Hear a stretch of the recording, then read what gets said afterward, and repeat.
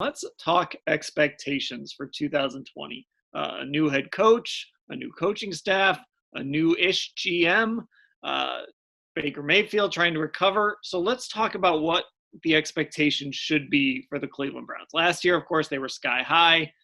They didn't come anywhere close to it. They went 6-10.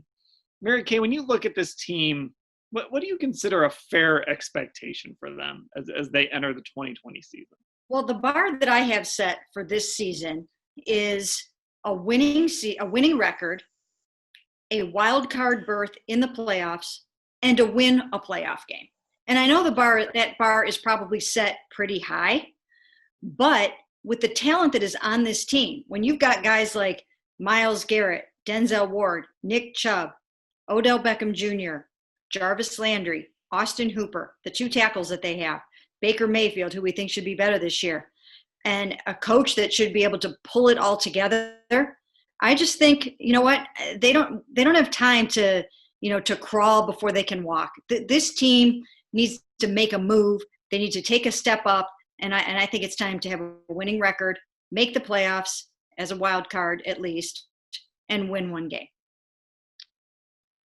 Terry, that kind of speaks, I think, a little bit to how low the bar is, that just, having a winning record and making the playoffs and maybe winning one playoff game it feels like a huge burden for this team.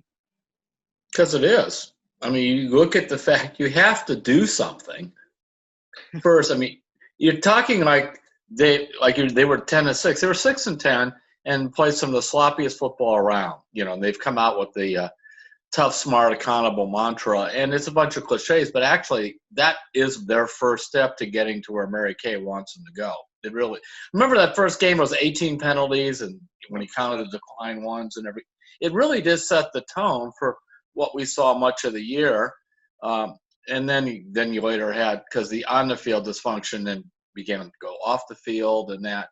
So that's the unfortunate thing about them not being here, is you can start cleaning some of that up right away, just with there. So I'm going to be looking, number one, do they look like they're organized? Do they look like they're tough, smart, accountable? Do they look like a team? Because if they do, then what Mary Kay's talking about is very, very plausible. It really is. But it takes a while for a team to establish that. When they were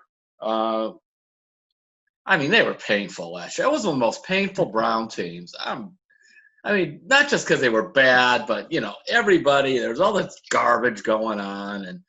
And Mary Kay was even on to Freddie's weaknesses before I was on that. But I actually jumped on that train with her fairly quick because and this guy's clueless to fix it. But you don't want that train going out of the station, wobbling for the first 10 miles down the track where you got a long way to go.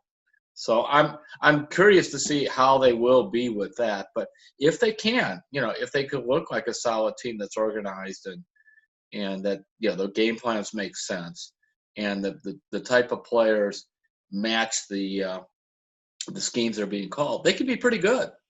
I do think there's something to be said that we can kind of close our eyes a little bit and see how this offense looks. Mm-hmm. I had no idea what this offense was going to look like last year. And we haven't seen anything, and yet I feel like we have a good grasp of the identity of this offense and how Nick Chubb fits and how these tight ends fit. And, Kareem Hunt's kind of the wild card and all of that. But I think that's a sign that's why you should feel good. And that's why, you should be able to say, yeah, this team could be pretty good this year, in part because we already kind of know what they're going to look like. There's already an identity. And when you go and look how they drafted and built the roster around Kevin Stefanski's offense, you can just see that alignment and that identity. That's the good part of the whole thing, is they do have the identity, they do have alignment, they do have structure, they have a sound offense that they're going to run. It's very proven. We've seen what happens when, Gary Kubiak runs it, when Kyle Shanahan runs this offense, when Kevin Stefanski. You can plug in these quarterbacks and suddenly they're putting up amazing numbers. But in this particular season, you have the whole big X factor of the fact that this brand new football team brand new coaches, brand new players have not had an opportunity to get to know each other yet, except for on Zoom calls. They have not been out on that field together. They've not gotten their timing down. They've not practiced the terminology. Baker Mayfield hasn't been able to really practice his new footwork with the new guys. Does he have any timing this year with Odell Beckham Jr.? So even though it's all set up for Baker to succeed, it's all set up on paper to win games, they haven't been able to actually get together and see how it's going to work yet.